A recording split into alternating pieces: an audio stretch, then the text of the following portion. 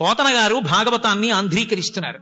ఆంధ్రీకరిస్తున్నప్పుడు చిన్ని కృష్ణుడు ఆడుకుంటున్నటువంటి సందర్భాన్ని ఆంధ్రీకరిస్తున్నారు. అమ్మ కొప్పు వేసింది, ఆ కొప్పుకి ముత్యాల సరాలు తొడిగింది. ఈ పిల్లవాడు మట్టిలో పొరలాడుతూ ఆడుకుంటూ మట్టి తీసి గుప్పెళ్లతో మీద పోసుకుంటున్నాడు. ఆ మట్టి ఒంటి నిండా పడిపోయినటువంటి చిన్ని కృష్ణుడు ఎవరున్నాడో ఆ చిన్ని కృష్ణుడు మట్టిలో ఆడుకుంటున్నటువంటి ఘట్టాన్ని పోతన గారు వ్రాస్తున్నారు. వ్రాస్తున్నప్పుడు పోతన గారు దాన్ని వర్ణించేటప్పుడు ఒక చమత్కారం జరిగింది. తనువునంటిన ధరణీపరాగంబు పూసిన నిరిభూతి పుతగాగా ముందర వెలుగొందు ముక్తాలలామంబు తొగల సంగడిగాని తునకగాగా ఫలభాగంబుపై పరగునా విరిబొట్టు కాముని కల్చిన కన్నుగాగా కంఠమాలికలోని ఘననీల రత్నంబు కమనీయ మగుమెడ కప్పుగాగా హరవల్లులురగ హరవల్లులు కాగ బాలలీల ప్రౌఢ బాలకుండు శివుని పగిది నొప్పె శివునకును తనకును వేరులేమి తెలియ వెలయునట్లు అన్నారు పోతన గారు.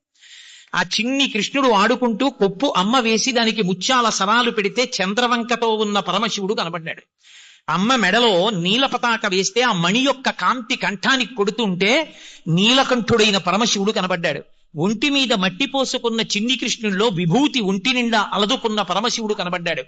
ఆయన ఒంటి మీద వేసుకున్నటువంటి హారములు పరమశివుడు ఒంటి మీద వేసుకున్నటువంటి సర్పాల్లా కనబడ్డాయి. ఓయ్ పోతనా, నాకు శివుడికి భేదం ఉందనుకుంటున్నావా? భేదం లేదు, ఇద్దరం ఒకటేను సుమా అని నాకు కృష్ణుడు చెబుతున్నాడా అన్నట్టుగా కృష్ణుడిలో శివుడు కనబడ్డాడని పోతన గారు ఆంధ్రీకరించారు. ఉన్నది ఒక్కటే పరమాత్మ. ఆ పరమాత్మ ఆయా అవసరములను బట్టి ఆయా రూపములతో ప్రకాశిస్తూ ఉంటాడు.